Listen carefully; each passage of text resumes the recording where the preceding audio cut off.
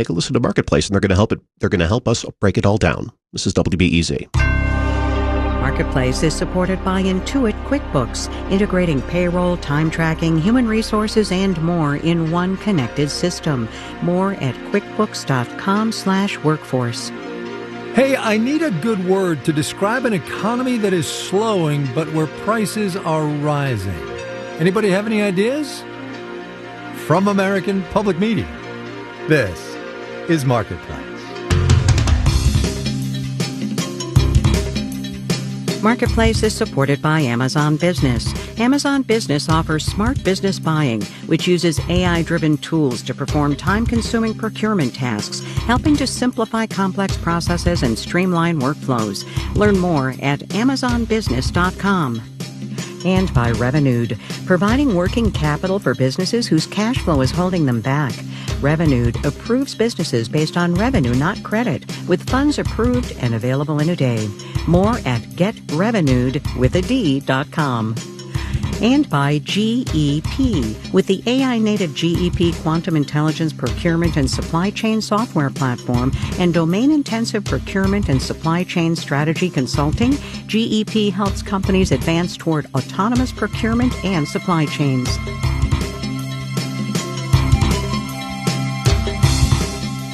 In Los Angeles, I'm Kai Ryssdal. It is Friday today. This one is the 29th of May. Good as it always is, everybody, to have you along. All right, I was kidding. I know the word for a slowing economy where prices are rising. The question is whether stagflation is where we are.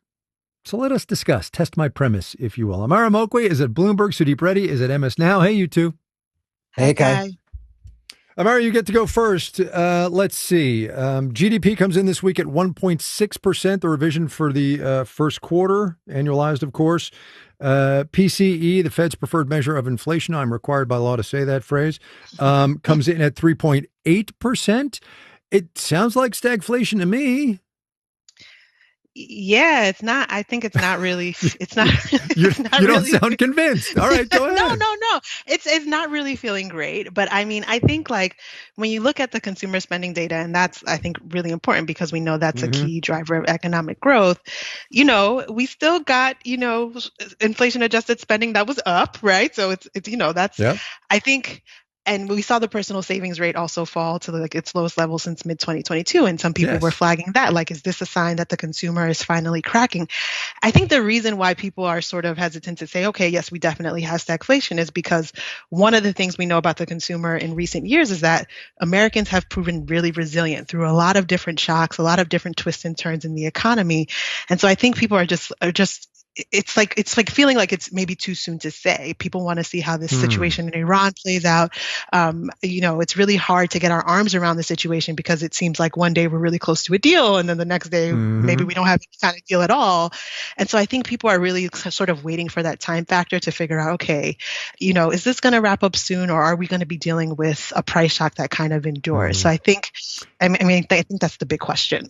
You have stolen like the next 3 bullet points on my list of things I was going to talk to you guys about. But we're going to go there anyway. And Sudeep, you get this question, and it's this, and it goes to the consumers. Amara was talking about, consumers are still spending, but the savings rate is down. Credit card debt and delinquencies are up. This is the first real hard data, other than the vibes of consumers are cranky, that we've seen that are maybe not great for consumers. Do you think we are cracking finally? There are signs. It's like you're standing on that piece of glass and you see the tiny cracks in the corners of it, but it hasn't actually hit in a big way. The delinquencies in credit cards, delinquencies in auto loans, lower end consumers are very clearly being hit harder, obviously because of gas prices in particular. But there are just some signs here that are not good if they were to continue. We still have this looming question over us whether these gas prices being so high are short-term effects or are they more durable. If this goes on, we used to think, oh, well, this is only going to be a few weeks, maybe a few months. And well, we're at a few months now and you can actually see it starting to hurt. I just didn't think it was going to show up at numbers that look like they were 20 years ago during the financial crisis. Some of these numbers are bad, yet Jobless claims are very low. We are in a low Yep. firing economy. Unemployment rate is not bad right now. So the overall picture is one of stability, but the cracks are there, and we've got to pay attention to them. All right, Meryl, let's do this. Let's look at, no pun intended here, as you hear what I'm about to say. Let's look at looking through the current dynamic, right? And I say that because the Federal Reserve, and in fact, Michelle Bowman today, a member of the Board of Governors, said, we are still looking through the energy spike. We are looking through the inflation caused by the war in Iran. Tara Sinclair, not a Fed governor, but an esteemed economist in the nation's capital, said we cannot look through this stuff. And I guess my question is, how do we know what to look through and what is not, doable? What can we take out of this as we try to figure out where the economy's going?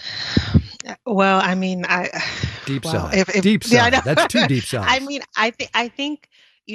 Governor Woolman had those remarks today, but I do think you are hearing a number of Fed officials kind of changing their tune and kind of warning that, the central bank kind of needs to signal that the next move could very well be an interest rate hike, because more of these Fed officials are starting to get concerned about this inflation being something that they can't look through, right? This is a Fed that is the memory of the pandemic inflation and the transitory misstep is very fresh in their minds.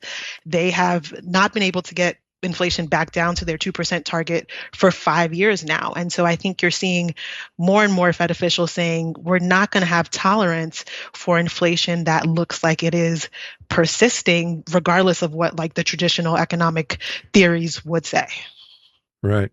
So, Sudeep, you remember how Chair Powell always used to say, we need more data. It depends on what the data is going to say. What more do they need than PCE at 3.8 and GDP at 1.6, They need to be able to look into the future several months down the line. Like, look, 6 years ago, they all joked about having to become virus experts with the pandemic. That is the key to figuring out where the path was. Now they're trying to become, they have to become Strait of Hormuz experts to figure out what is actually going to happen in the coming months in the Middle East and what kind of problems will mount and worsen for them along those lines. It's not a great picture. A year ago, it was a concern about tariffs. Now it's a concern about the Strait of Hormuz. There are enough things that are clouding the environment here that they've got to be concerned about it. But you don't want to act rashly and then have everything clear up. That's the core uncertainty of the environment right now, which lots of businesses are dealing with it as well. Is that things could get really, really bad, or they could be just fine in a few months. So you don't want to overreact. Oh, man. Things could be fine or they could be terrible. Sudeep Reddy at MS Now on a Friday. Amara Mokwei, she's at Bloomberg. Thanks, you two. Thanks, Kai. Wall Street today, stocks up again, more record highs. Oil down, though here's your reminder that the Strait of Hormuz is still closed. Bonds just kind of sitting there watching it all go by. We will have the details when we do the numbers.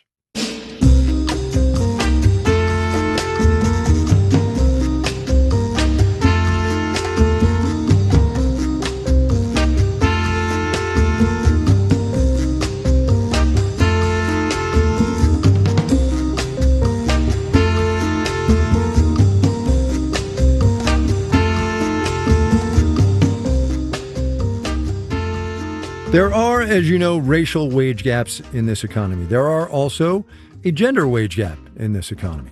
There's also a wage gap between salaried and hourly workers in this economy. It's fresh data from Indeed's hiring lab showing hourly wages were up 1.7% in the past year, salaried wages up 2.9%. Marketplace's Kaylee Wells explains what's going on. Hourly workers are typically younger, less experienced, new graduates, the same people who are having a tough time finding a job right now. These are entry-level professionals. They are contractors, freelance workers, interns. They are the ones that saw their posted wage go down. Economist Sneha Puri with Indeed Hiring Lab wrote the report. These people are finding it harder to find a job, which makes it easier to not increase their posted wage at the same rate. That's a pretty big 180 from the post-pandemic boom in 2022. Back then, hourly wage increases actually outpaced the salaried folks. When things opened up, employers had to scramble a bit more to try to hire those workers, and they had to do more to attract and retain them. Elise Gould, senior economist at the Economic Policy Institute, says those jobs are more volatile. If the economy's strong, so are those wages. Now the economy is weakened somewhat. They don't have that kind of leverage. Unemployment is rising, and therefore, when employers see more sideline workers, they don't have to work as hard to get the ones they want. In the past year, salaried wages have stagnated too, but not as dramatically. Eric Hurst is an economics professor at the University of Chicago. So over long periods of time, these two things are kind of tracking each other. It just so happened that the hourly grew a lot in the 2022 and 23, and now the salary are growing more in the 25 and 26. One of the main ways to get a higher wage is to get a new job. Hurst says salaried workers have a tougher time doing that. So if you're, say, an economics professor, it takes us a little bit longer to kind of, churn and search and find a right match. And now we're making up for our losses a little bit later. Both hourly and salaried workers saw their wages increase slower than the rate of inflation, which means their real wages, or their ability to afford stuff, actually went down. I'm Kaylee Wells for Marketplace.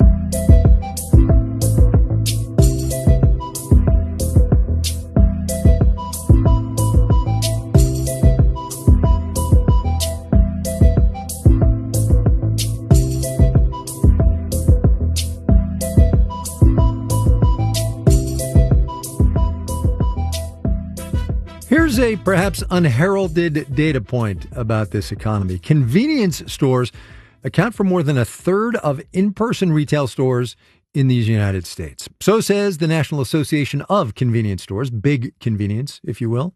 And increasingly, those stores are places for more than just gas. Marketplace's Kristen Schwab takes it from there. Mitsuki Japanese Market sits on a busy commercial strip in Brooklyn with a shiny Hello Kitty statue greeting customers at the door. It's a small shop, just a few aisles wide, stocked with colorful, crinkly packages of seaweed-flavored chips and matcha Kit Kats. Austin Johnson hunches over a high top near the front of the store. Sure. Just so you know, I have to leave in 5 minutes. Cool. I'm stuffing my face with an onigiri before work. Onigiri, a rice ball filled with eel and a savory soy sauce for $3.99. It's a staple. It's very cheap and it's filling, and I have a long shift ahead of me, so it's good energy. Johnson works at a photo studio nearby. He often stops on his way in for a snack and on his way out for an ice cream treat. I love convenience stores. Me and my partner are kind of like aficionados when it comes to trying like weird snacks and stuff, or like new Reese's flavor or new soda that's, strange or something. So, yeah, this spot's cool. Convenience stores are increasingly becoming sought-out destinations instead of pit stops on the way to somewhere else. Tom Brennan is chief merchandising officer at Casey's, which has nearly 3,000 stores, mostly in the Midwest. He says the majority of the chain's customers don't even buy gas. So 2/3 of our profitability comes from inside of the store. That allows us actually to be very competitive when it comes to how we price, retail fuel. Most convenience stores only make a few cents a gallon on gas, sometimes even less when prices are high. Which again is why, we're so focused on the other areas of the business and that inside the store offer and that food offer, because we know that there's much more stability inside of that. For Casey's, stability comes in the form of a slice. It's actually the 5th largest pizza chain in the country, which kind of makes you wonder, what even is a convenience store? Constance Bailey is co-editor of Get It While It's Hot, Gas Station, Roadside, and Convenience Cuisine in the U.S. South. She says the definition of a convenience store depends on where you are and who you ask. Are these grocery stores that have gas, or are they gas stations that have food, right? And so in some parts of the South, people think of these as more as restaurants. Bailey says convenience stores have become community gathering spots, especially in rural towns. For the book, her team surveyed Southerners and asked, where are you most likely to eat a hot meal? Behind churches, like an actual church meal or church function, gas station was the second most, popular answer. Convenience stores are also hubs for international cuisine. Nearly half of them are owned by immigrants, according to the nonprofit Immigration Research Initiative. You can get it all at a gas station: Indian curry, Mexican street tacos, and Southern staples like fried chicken. I definitely got to gratuitously engage in a lot of fried food, right? And it's not just about the food. Convenience stores have become so ironically cool that early aughts band, the All American Rejects, recently performed a pop-up concert at a Sheetz store in Pittsburgh. The internet has even coined the aesthetic gas station core, fashion featuring trucker hats and those visor-like sunglasses in chrome colors. At Mitsuki Japanese Market in Brooklyn, owner Jay Kao says blind boxes are super popular right now. They're affordable little figurines. You don't know which toy you're going to get until you open up the box. So people, when they bring the key, they always first stop here. He says this is what convenience stores are about. Accessible retail that's a little curious, a little quirky. When we first opened the store, they said, "What's the store?" They're looking for the new product. People love to do that because life needs something new. Something more than just convenience. In New York, I'm Kristen Schwab for Marketplace.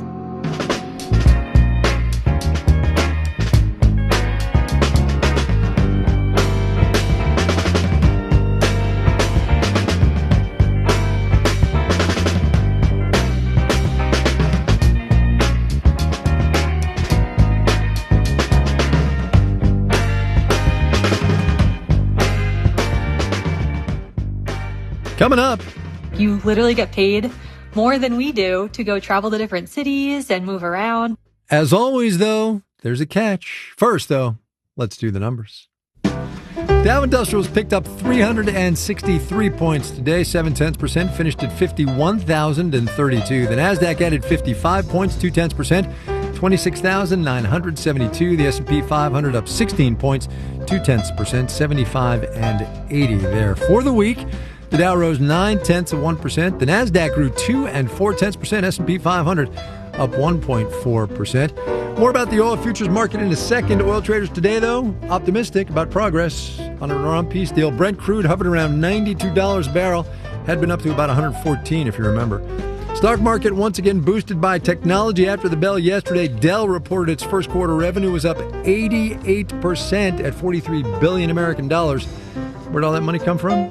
Well, AI, of course. Dell Technologies surged 32.75% today. Bonds up, yield on the 10-year T-note down just a little bit, 4.43%. You're listening to Marketplace. Marketplace is supported by Raymond James, wealth management, banking, and capital markets solutions inspired by people. That's the power of personal. Disclosures at raymondjames.com. And by Barron's Investor Circle, a new product offering investors stock picks, market insights, and access to the Barron's editors behind over a century of financial reporting. Learn more at barrons.com/investor circle. And by Viking, dedicated to bringing travelers closer to the destination. Viking offers a small ship experience with no children and no casinos. Discover more at Viking.com.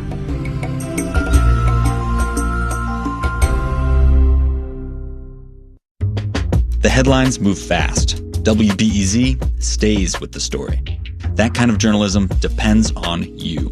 Join the thousands who power public media at wbez.org/donate. Support for WBEZ comes from Blue Cross and Blue Shield of Illinois, committed to improving access to health and wellness across all communities and empowering the healthcare experience for families through all of life stages. Blue Cross and Blue Shield of Illinois, through it all. WBEZ's nonprofit spotlight is supported by the University of Illinois System, with universities in Urbana-Champaign, Springfield, and Chicago, home to UI Health. Together, the University of Illinois System invests in students and innovation with partners across Chicagoland and throughout the state who are committed to powering a thriving Illinois. Learn more at uillinois.edu. Be partly to mostly cloudy the rest of this afternoon. Temperatures in the low 80s inland, about 70 along the lakefront. Mostly cloudy tonight, lows in the mid to upper 50s. Will be partly to mostly cloudy this weekend with highs in the low to mid 70s. This is WBEZ. This is Marketplace. I'm Kai Risdal. Every now and then on this program, we do a story on the bond market, specifically a story about what's known as the yield curve, comparing the yields, the interest rates, for short, medium, and long-term government bonds. We do those stories because the yield curve can tell us some things about what investors think is going to happen across each of those short, medium, and long-term timeframes. There are, it turns out, similar conclusions to be drawn from the oil futures market. which are basically bets on what the price of oil is going to be at the end of, could be next month, next year, even a decade from now. Marketplace's Justin Ho looked at what oil futures are telling us then about where oil prices and energy markets overall might be headed. The market for actual physical barrels of oil is really complicated. There are different grades of oil that can't be substituted for each other, and nobody really knows what anybody's paying because transactions are private. But oil futures contracts are a totally different matter. They're standardized, and they're traded on public exchanges. And so, that makes it a much easier, a transparent way to form a proxy for what's happening in this very diverse, complicated global marketplace. That's Mark Finley with Rice University's Baker Institute. He says futures contracts for 1 month from now give you a pretty good sense of oil prices right now, but contracts are also sold for basically any month in the future. The only limit is where's the trading activity? I mean, how far out do people want to trade? Finley says some people buy oil futures to lock in prices, to hedge against uncertainty. Others trade them to speculate. Either way, the price of oil that's baked into those contracts reveals people's expectations about the future, says Anna Mikulska, head of analytics at CGCN Group. It builds basically up on where we're thinking the market is going. For instance, if the market thinks demand for oil will slow down in the near future, that means that in maybe 2-3 months, we will see the oil prices going down. Hence, we're not going to be pricing the oil at what it is right now. We will discount it by, another $5 or $10. But right now, futures markets are reflecting a very different expectation, that prices will remain high over the next few months, as long as the Strait of Hormuz remains closed, around $90 a barrel. That's telling us that the market is extremely tight. Matt Smith is director of commodity research at the data and analytics firm Kepler. Even a year from now, the futures market is betting that prices will still be higher than they were before the war. Smith says that's because once hostilities end, demand for oil will pick up, especially from countries that depend on the Middle East for their oil. They're going to build these inventories so that they have a bigger buffer, so they're not left dependent and scrambling on other countries to get barrels from. When you go even farther out in the curve, say 5+ years from now or even longer, prices fall to $60 a barrel or even less. Dylan White, an oil market analyst with Wood Mackenzie, says that means by then the market is expecting a glut of oil. And that obviously puts downward pressure on oil prices, especially compared to 2026, where we have a major undersupply due to the Strait of Hormuz closure. White says oil-producing countries, including the U.S., have been ramping up production, and demand for oil may well plateau in the next decade. And that's a number of factors, but one of them has certainly been increasing electrification and EV penetration. White's firm, Wood Mackenzie, says the war in the Middle East could cause oil and gas importing countries to intensify their embrace of renewables. So how the world responds to the Middle East conflict will help define the energy transition moving forward. And absolutely, that has major implications for oil demand as well. And for oil prices. I'm Justin Ho for Marketplace.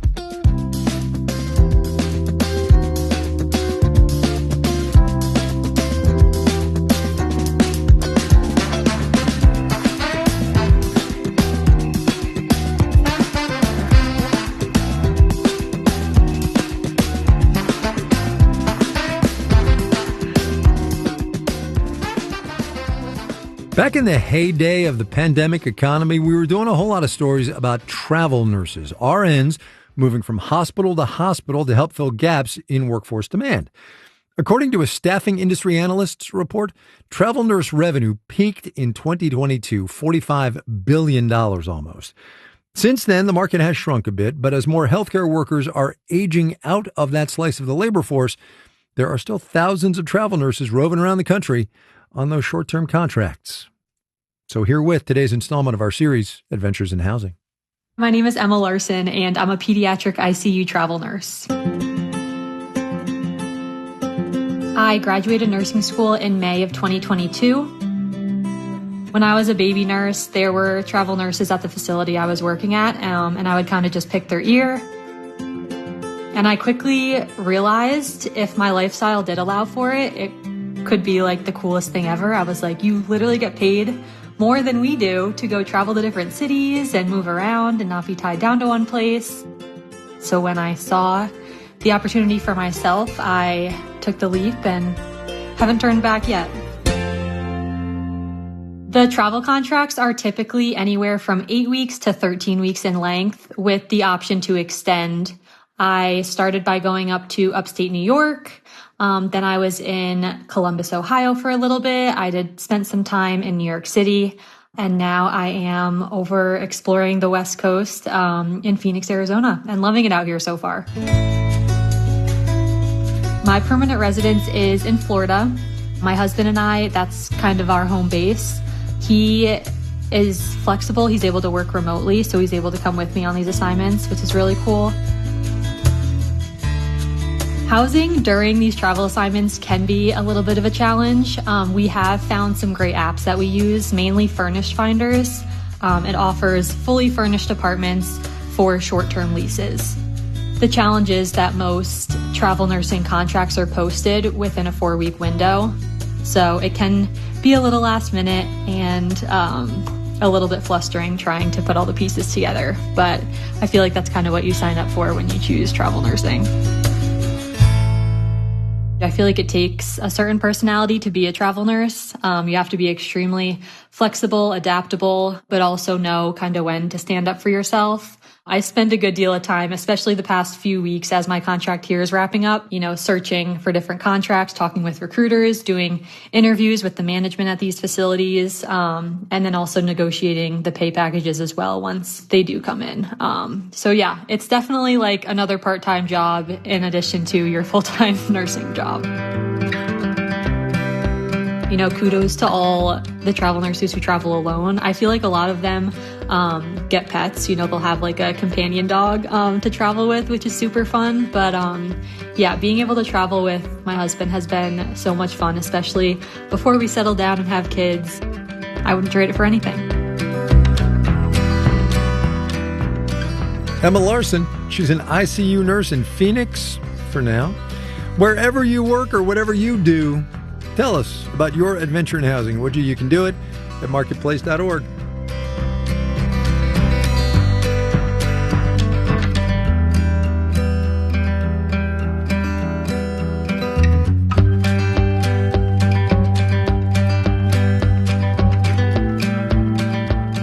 Marketplace is supported by Progressive Insurance, helping protect small businesses and the owners that run them.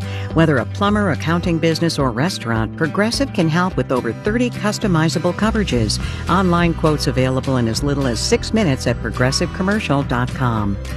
And by Wealth Enhancement, providing financial planning that may include retirement planning, investment management, and tax planning services. Information about comprehensive planning is available at wealthenhancement.com/build. This final note on the way out today, Goldman Sachs is out with a new research note. Nothing boring like equities research or corporate profit estimates. No, as it has done a couple of times in the past, Goldman has applied some analysis to the World Cup, which starts in less than 2 weeks. I'll spare you the details because honestly, they suck all the emotion and the intangibles out of the beautiful game. Suffice it to say, Goldman has Spain with a 26% probability of winning, France at 19%, Argentina at 14%.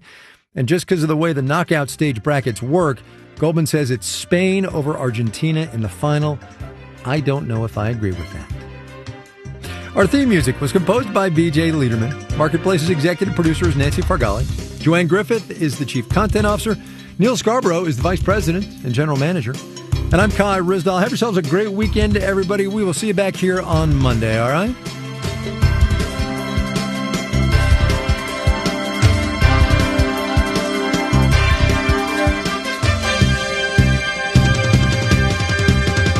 This is APM.